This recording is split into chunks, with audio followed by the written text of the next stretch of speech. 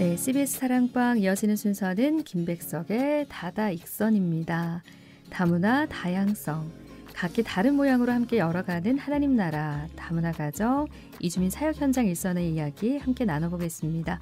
김백석 목사님 자리하셨는데요. 어서 오세요. 네, 반갑습니다. 네, 반갑습니다.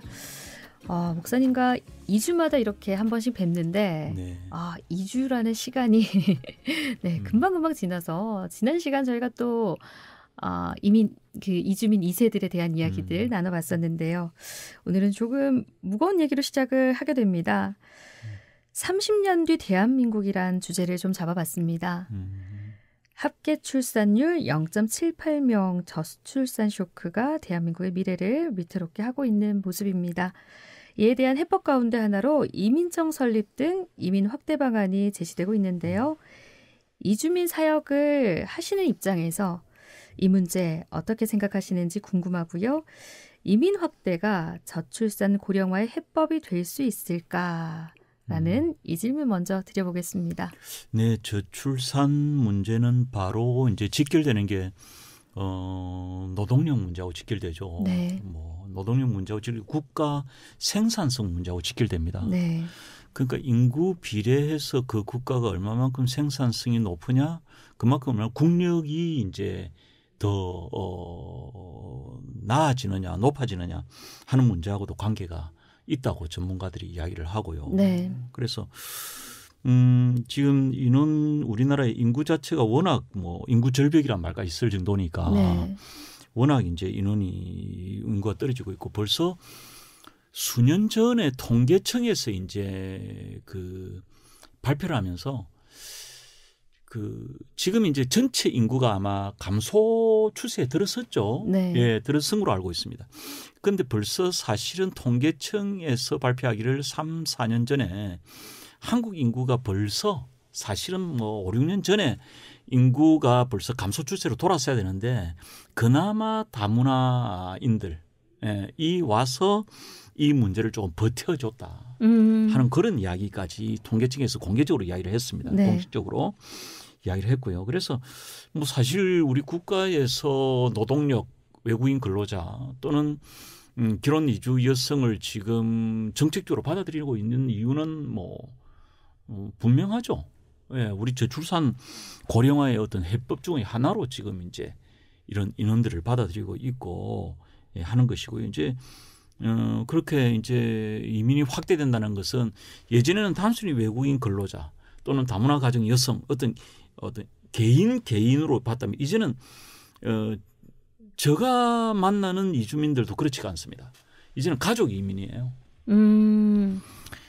다문화 여성이 지금 들어와서 결혼을 하고 이제 살면서 이제는 아이를 출생하게 되면 그 아이를 돌보기 위해서 베트남, 캄보디아에 있는 부모님들 또 형제 자매들을 초청할 수가 있습니다. 그래서 그분들이 지금 또 들어와요. 그분들이 또 들어왔다가 또 이 한국인들하고 또 만나서 또 결혼하는 경우도 생기고요. 그래서 제가 가족 이민이라는 말씀을 드리는 것이고 외국인 근로자 같은 경우도 벌써 E9이라는 것은 4년 10개월간의 단기 순환 비자인데 이제는 그 근로자 단기 순환 노동력이 이제는 상당히 이제 숙련 노동력으로 변합니다. 4년 10개월 지나게 되면. 네. 그래서 그 노동력을 우리가 허비할 수 없다 해서 E7이라는 숙련 노무 비자를 이제는 벌써 4, 5년 전부터 네. 외국인 근로자에게 지금 이제 선별적으로 심사를 해서 지금 주기 시작했고요. 이 세븐 비자는 가족을 또 초청할 수가 있습니다. 본국에서. 완전 다르죠. 네. 그래서 제가 가족 이민이라는 말씀을 드리는 건데 그래서 이런 것들 복합적으로 제가 이민청 설치가 안 될 수가 없다는 생각을 하게 됩니다. 목사님께서는 이 이민 확대가 저출산 고령화의 해법이 될 수 있다 이렇게 이제 보고 계시는 거군요. 네네. 예, 사실 이 저출산 쇼크라고 표현을 했지만 국가 존폐가 달린 문제거든요. 당장 나라가 지금 당장 어떻게 되는 게 아니기 때문에 크게 와닿지 않을 수는 있지만 이게 먼 미래의 이야기가 아니기 때문에 정말 이 문제의 심각성을 다 같이 고민을 할 때가 아닌가 싶은데 저출산 대책으로 이민 확대 추진한다면 지금과는 전혀 다른 차원의 접근이 필요하지 않나라는 생각 들거든요. 지금까지는 한시적으로 노동력을 수입하는 정도였다라고 한다면, 그리고 또 결혼 이주민의 경우도 한국 사회에 동화시켜서 그들을 한국인으로 잘 살아가도록 유도하는 쪽이었다면, 앞으로는 이 이민자들의 고유한 정체성을 인정하고 존중하는 쪽으로 가게 되지 않을까라는 생각도 들고요. 앞서 목사님 말씀하신 것처럼 가족 이민 얘기를 하셨거든요. 이제는 정말 진정한 의미의 다문화 사회 준비해야 되지 않나라는 생각도 듭니다. 예, 그러니까 다문화 사회, 우리가 벌써 다문화 이제 이야기하지 않습니까? 네. 다문화를 이야기하는데 이 다문화에 대한 어떤 학자들의 여러 가지 견해들이 있습니다. 네. 예, 저도 이제 이주민 사회를 하다 보니까 다문화 사회에 관한 그런 이제 학자들의 이 어떤 학적인 견해들을 알기 위해서 또 책을 읽게 되고 이제 공부를 하게 되는데, 이제 우리가 다문화 사회라고 하면 사실상 그 단어 자체는 그야말로 여러 문화가 어울려서 살아가는 사회를 우리가 다문화 사회라고 네. 말하는 거죠. 그렇다면 그 말의 전제에는 각각의 문화의 고유성, 각각 문화가 가진 어떤 정체성을 우리가 인정하고 존중한다는 의미가 내포되어 있다고 볼 수가 있습니다. 네. 그러나 이제 우리가 유럽에 있는 여러 가지 다문화 어떤 이미 선례들이 있잖아요. 네, 선례들이 있는데 이제 보통 학자들의 견해를 보면 가장 우리가 지금 따라가고 있는 건 동화주의입니다. 다문화주의가 아니고 동화주의라는 것은 우리 국가, 그러니까 한국 국가의 문화를 중심으로 놓고 이제 여러 나라에서 온 소수 민족들의 그 문화들이 한국 문화에 동화되어야 된다는 차원의 이야기를 지금 하고 있고요. 네. 그게 이제 대표적으로 이제 프랑스 같은 나라들이 이제 그렇게 동화주의라는 이야기를 합니다. 그리고 우리 한국도 별반 다르지가 않죠. 오히려 우리 한국은 오히려 그것보다는 단일 문화가 워낙 좀 강하다 보니 네. 예전부터 우리는 뭐 신토부리, 백의 민족, 네. 우리가 뭐 교육 정말 뭐 받아왔고 또 교육 받지 않아도 거기에 대한 자부심을 가지면서 살아온 민족 아니겠습니까? 네, 그러다 보니까 지금 우리 국가기관 예를 들어서 이제 이주 결혼 여성 같은 경우에는 한국에 들어오면 국가에서 이주 결혼 여성을 돕기 위해서 세운 기관이 각 구마다 있는 다문화 가족 지원센터가 있습니다. 네. 그죠? 네. 네, 보셨을 겁니다. 다문화 가족 지원센터가 있고요. 또는 이제 노동자들을 위해서는 이제 외국 인력, 외국 노동자 지원센터라는 것도 또 있습니다. 네. 예, 창원에도 있고 김해에도 있고 있는데 여기에 사는 교육들의 가장 핵심은 뭐냐면 한글 교육입니다. 한국어 교육. 뭐 당연한 이야기죠. 예, 외국인 친구들이 한국에 와서 살기 위해서는 그 친구도 한국어를 배우기 위해서 노력을 하려고 하고요. 또 뭐 공장에서 근로를 한다. 또 시집을 와서 또 시댁에 시부모님들 같이 잘 지내기 위해서는 한국어를 배워야 되는 게 당연한 사실입니다. 그러나 이제 그렇게 교육을 하면서 또는 이제 두 번째는 한국 음식 만들기. 네. 뭐 설날이면 떡국을 만든다든지 추수에 있는 송편을 빛난다든지 이제 그런 여러 가지 교육들, 또 김치 만들기, 된장국 만들기 이런 교육들을 이제 그런 아까 말했던 기관들에서 다문화인들을 대상으로 진행을 해 나갑니다.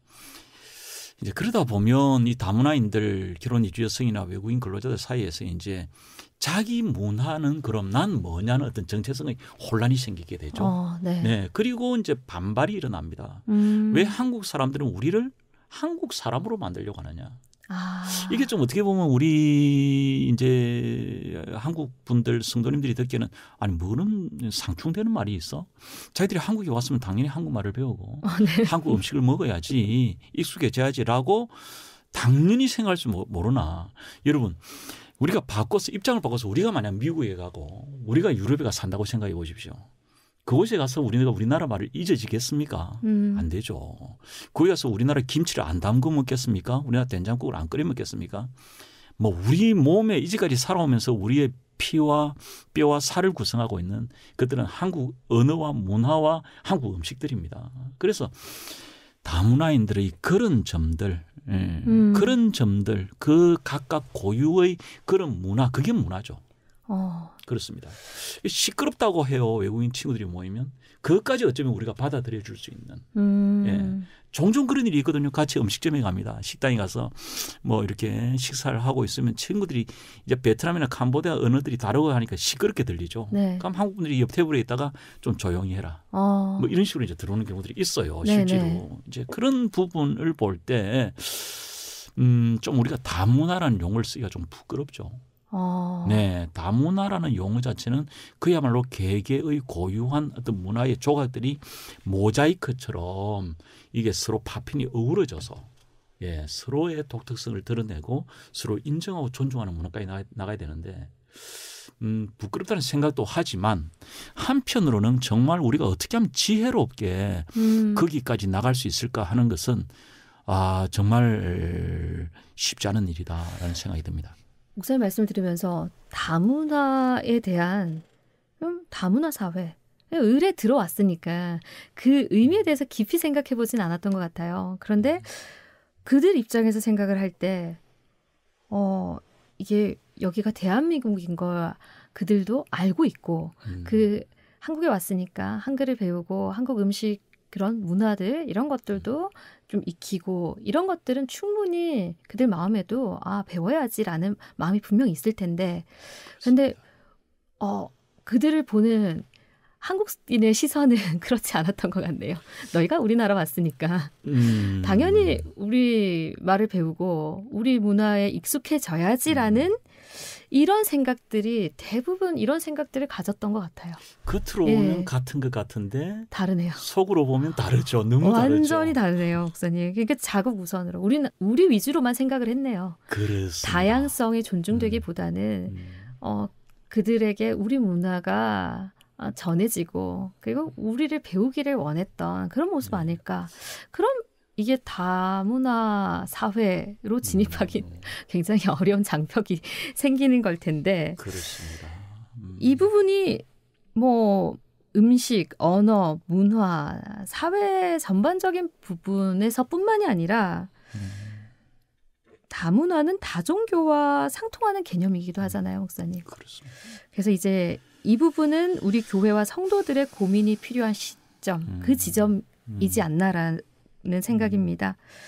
무조건 교회로 이끌어서 개종을 시키는 것이 목표인지 그게 아니라면 어떤 관점과 태도로 이주민들을 대해야 할지 다문화 다종교 사회에서의 선교, 교회의 역할도 다시 한번 생각해 봐야 될 것 같아요, 목사님. 네, 그렇습니다. 그래서 교회에서 우리가 너무나 좋은 기회를 맞고 있죠. 네, 이건 정말 전무후무하고 우리 한국 교회의 세계 선교를 향한 그야말로 새로운 어떤 시대를 맞이했다라고 저는 믿습니다. 믿고 그리고 이것을 어떻게 보면 한국 교회가 지금 어떤 이전의 어떤 형태에서 새롭게 하나의 패러다임 시프트 구조적인 변화를 가져가는 그런 우리가 고민이 있어야 된다라고 생각을 하게 됩니다.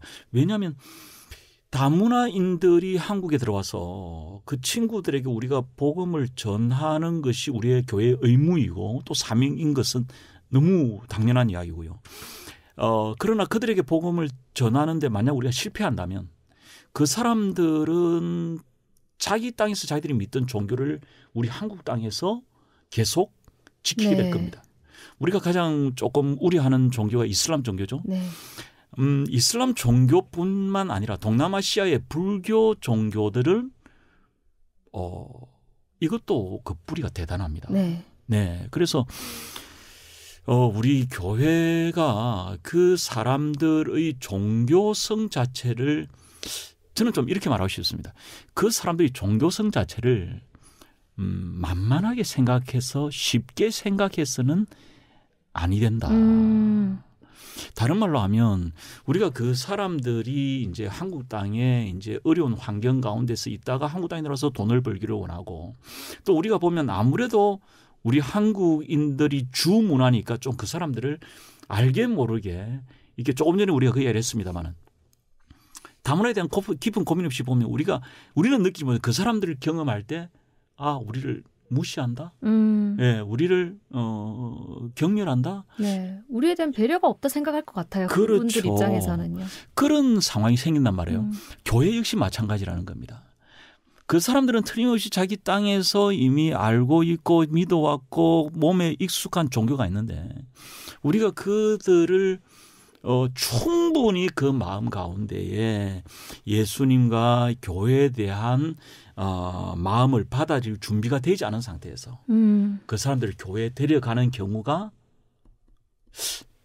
그런 경우가 아직까지 좀 빈번하다고 봐지고요.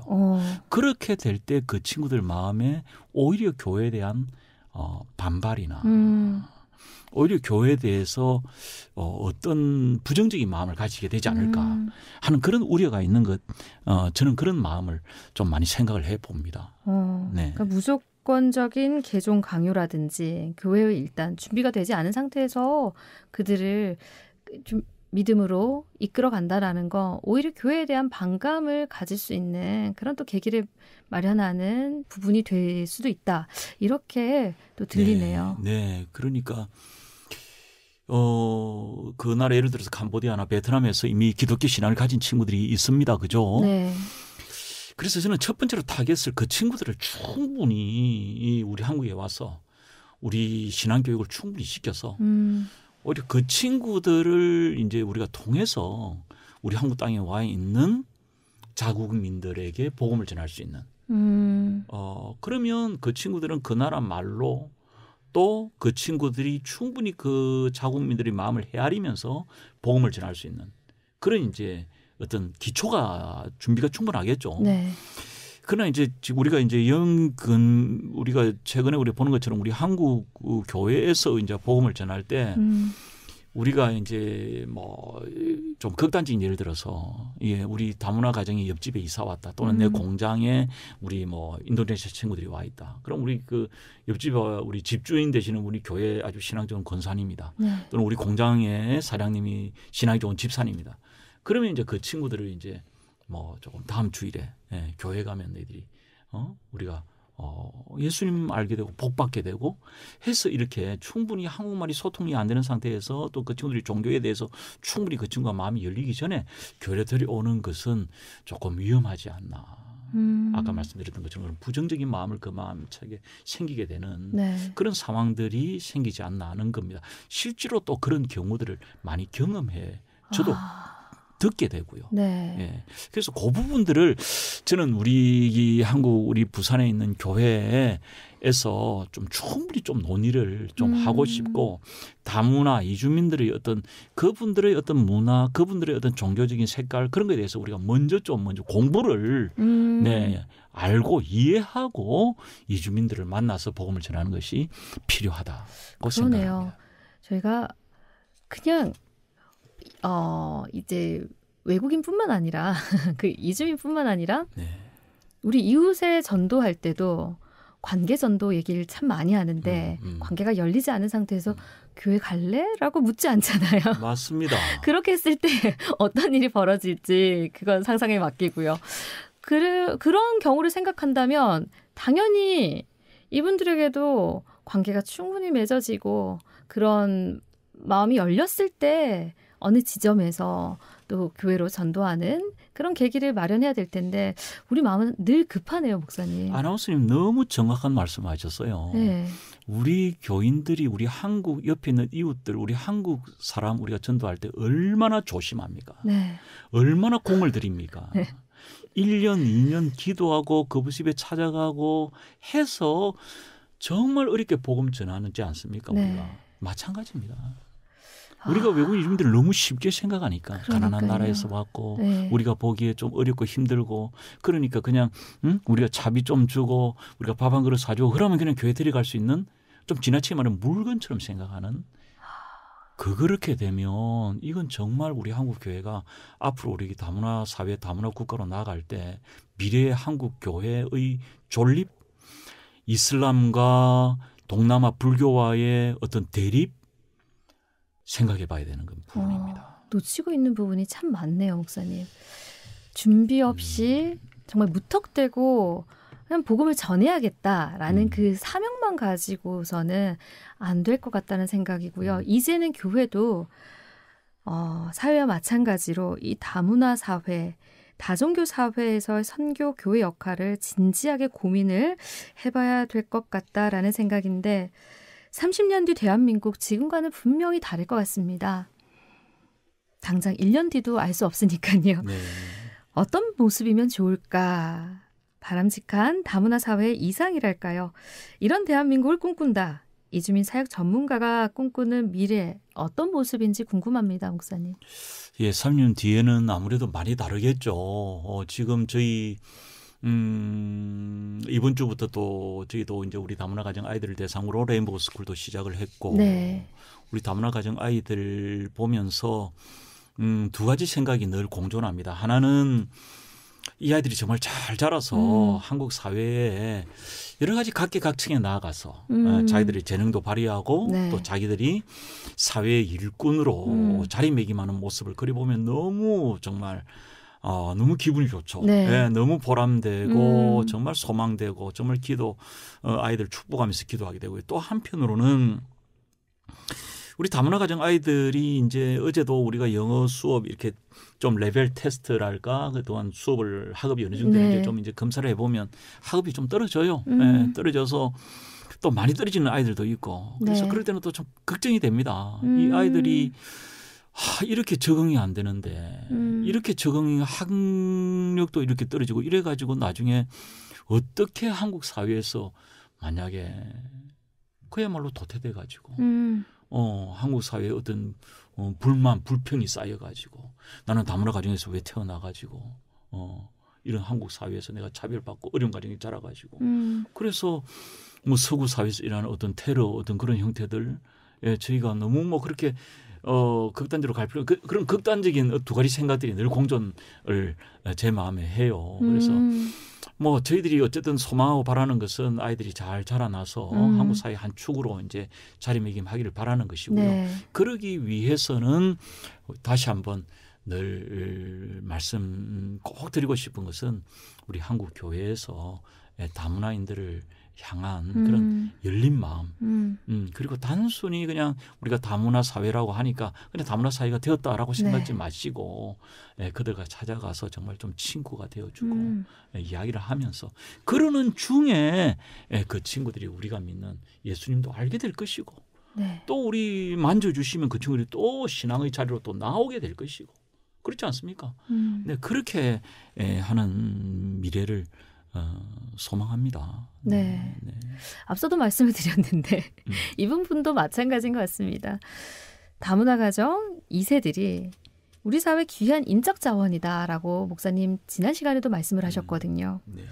그런데 앞서도 말씀드린 것처럼 우리 주변에 있는 이웃 중에 우리 아이들 친구 중에도 학업이 좀 부족하거나 좀 우리 아이들과 비교했을 때 조금 느린 아이들이 분명 있어요. 예. 마찬가지로 이 친구들도 한국에서 적응하고 이 문화에 익숙해지려면 시간이 걸릴 수밖에 없을 것 같고요. 한국인 아이들도 그렇죠. 그런 부분들이 있으니까요. 그렇게 생각할 때 우리가 함께 더불어 사는 사회라는 그 말들 참 많이 하잖아요. 같이 갈 수 있는.